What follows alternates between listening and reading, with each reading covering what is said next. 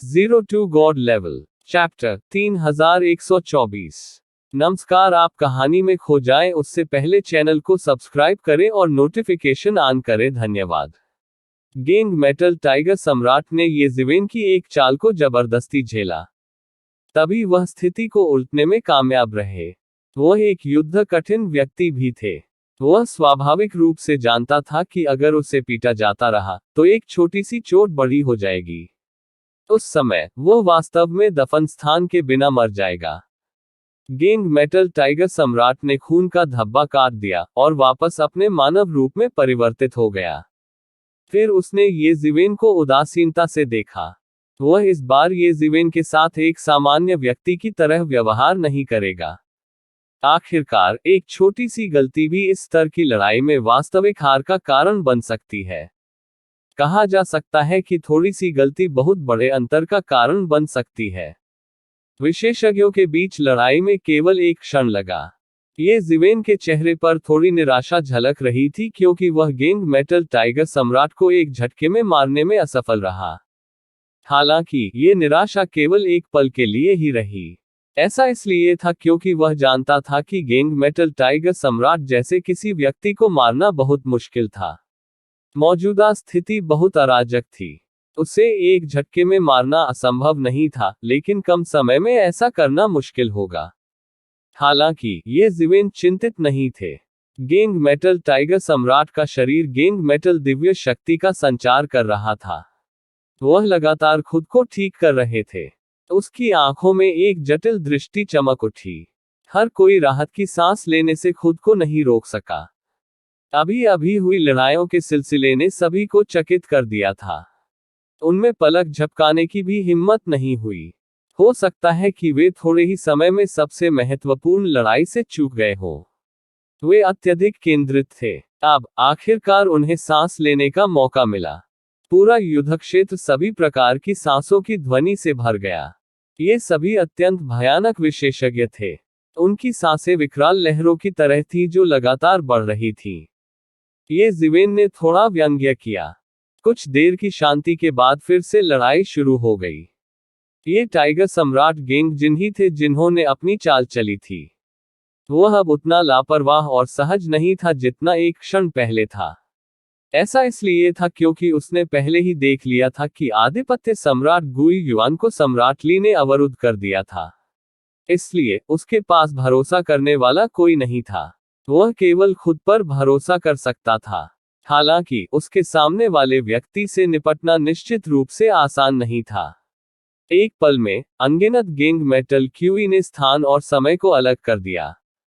सभी को समय का विच्छेद स्पष्ट दिखाई दे रहा था। समय के टुकड़े उसकी उंगलियों पर फूट पड़े। गेंग मेटल टाइगर सम्राट इस समय पहले से ही बाहर जा रहा था। गोल्डन गेंग क्यूई एक के बाद एक उसमें से फूट पड़ी और एक धधकते झरने में बदल गई। ऐसा लग रहा था जैसे आकाशगंगा नौवें आसमान से गिर गई है और ये शिवेन को मौत के घाट उतारने वाली है। प्रत्येक गेंग मेटल क्यूई की शक्ति चरम सीमा तक विशाल थी। यह एक साधारण सम्राट को भी आसानी से घायल कर सकता था। जाहिर है वह ज्यादा देर नहीं करना चाहता था। वह ये जिवेन से कम समय में निपटना चाहता था। किसी को पता होना चाहिए कि उसकी गणना के अनुसार पेनहेवनली पैलेस जल्द ही सामने आएगा। इसलिए वह तब तक लड़ाई में देरी नहीं करना चाहता था। सभी ने देखा कि निश्चित रूप से ये जिवेन सहित सभी ने हवा में उड़ते हुए इतने सारे गोल्डन हेप्टा क्यूई को देखा। ये जिवेन इन हमलों को इतनी आसानी से कैसे रोक सकते थे? ये जिवेन ने उपहास किया। इसका कोई फायदा नहीं है। आप गेंग जी मेटल किंग, आप। ये जिवेन बिल्कुल भी डरी नहीं थी। एक कदम बढ़ा, न केवल चकमा नहीं दिया, इसके विपरीत बल्कि सीधे ऊपर चढ़ गई, तलवार में तब्दील हो गई, सीधे गोल्डन हेप्टा क्यूई की ओर जो तेजी से बढ़ रही थी। बजना, एक बड़े धमाके की आवाज सुनाई दी, मानो दो बड़ी धातुएं आपस में टकरा गई हो। हालांकि गोल्डन गेंग क्यूई गोल्डन टाइगर सम्राट जितना कठोर नहीं था, लेकिन यह निश्चित रूप से सबसे कठिन दिव्य वस्तुओं में से एक था। हालांकि ये जिवेन की उंगली की तलवार के हमले के तहत यह जोर से फट गया। ऐसा लगा मानो वह इस भयानक ताकत को झेलने में असमर्थ हो गया और तुरंत फट गया। यह अब वास्तविक आक्रमण करने में सक्षम नहीं था।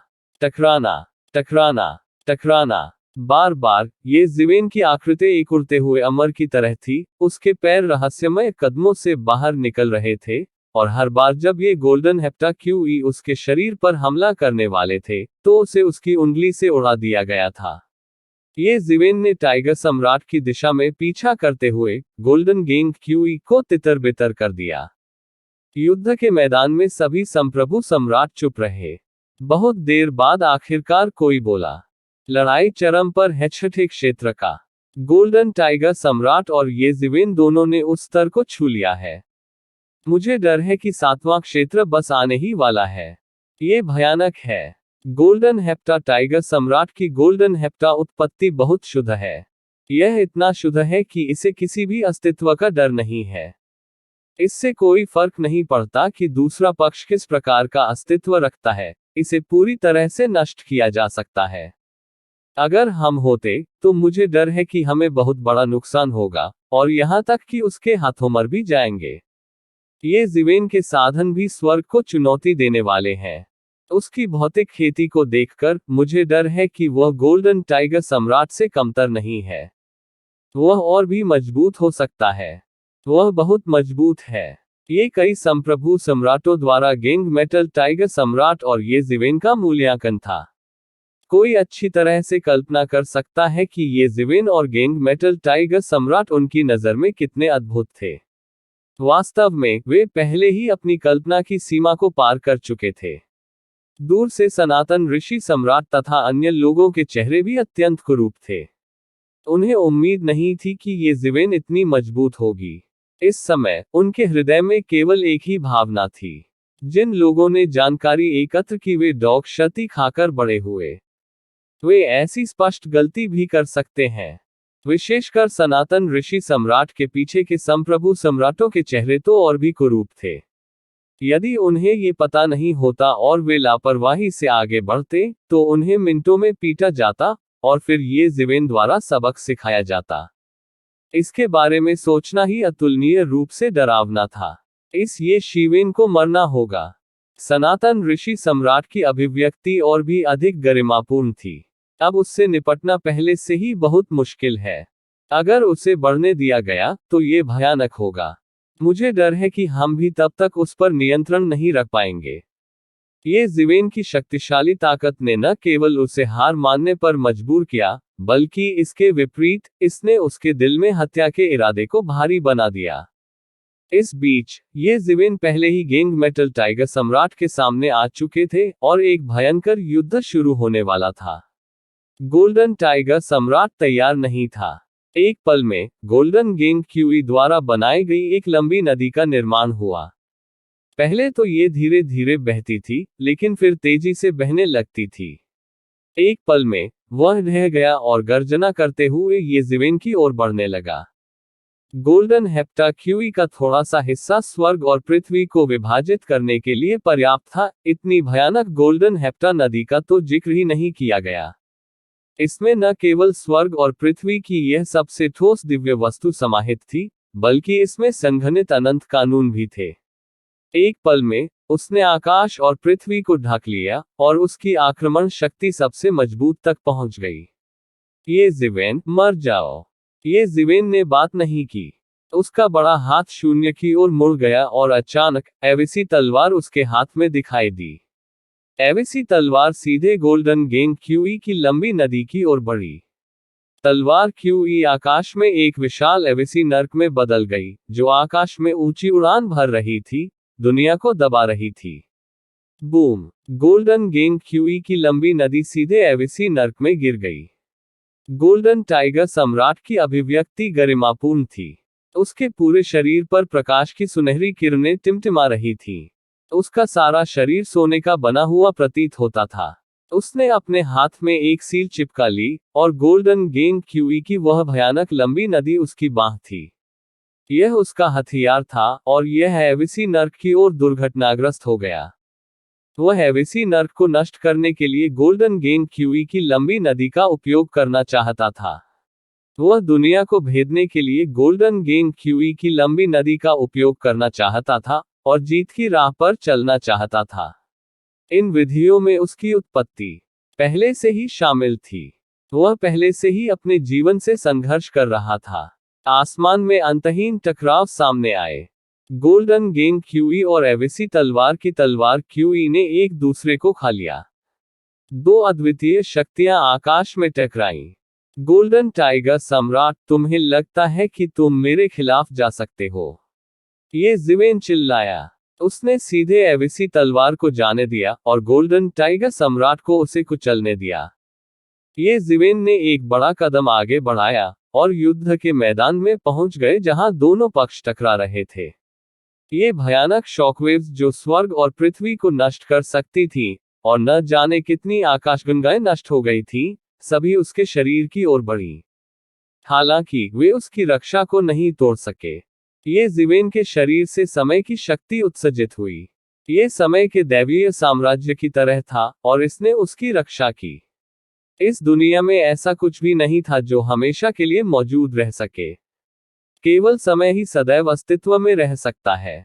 कोई बात नहीं क्या यह जिस प्रकार का आक्रमण था, वह समय की इस भयानक शक्ति को नष्ट नहीं कर सका। ये ज़िवेन ने अपने हाथ फैलाए। ऐसा लग रहा था मानो किसी कुनपेंग ने अपने पंख फैला दिए हो। उसने इन आघात तरंगों को तोड़ दिया और एक बार फिर गोल्डन टाइगर सम्राट की ओर दौड़ पड़ा। मेरी मुट्ठी ले लो। ये शीवेन की मुट्ठी फूट गई। ये पुनर्जन्म मुट्ठी के 6 पथ थे। दुनिया की शक्ति हिंसक रूप से घूमती रही और फिर मुट्ठी की गति में सिमट गई। फिर इसने गोल्डन टाइगर सम्राट के शरीर पर बमबारी की। गर्जन। गोल्डन टाइगर सम्राट दहाड़ उठा। वह अपने मूल शरीर में परिवर्तित हो गया और अपना बड़ा मुंह खोल दिया। ऐसा लग रहा था जैसे वह ये ज़िवेन की मुट्ठी की गति को अपने पेट में निगल लेना चाहता था। ऐसा लग रहा था कि ये ज़िवेन की मुट्ठी एक पूरी नई दुनिया में प्रवेश कर गई है। यह कोई लापरवाही भरा कदम नहीं था। यह एक प्रकार की जादुई शक्ति थी। ये हर चीज को अपने पेट में निगल सकता है और फिर उसे पूरी तरह से परिष्कृत कर सकता है। यह एक जन्मजात जादुई शक्ति थी जो तब पैदा हुई जब वह अपने बाघ रूप में परिवर्तित हो गया। ये बेहद भयानक था। ये लगभग कहा जा सकता है कि दुनिया में ऐसा कुछ भी नहीं था जिसे वह निगल न सके। ये ज़िवेन, फिर आओ। गोल्डन टाइगर सम्राट ये ज़िवेन पर चिल्लाया।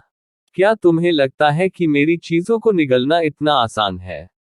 ये ज़िवेन ने दहाड़ लगाई और एक मुहर लगा दी। अचानक गेंग मेटल टाइगर सम्राट के पेट में एक भयानक शक्ति का जन्म हुआ।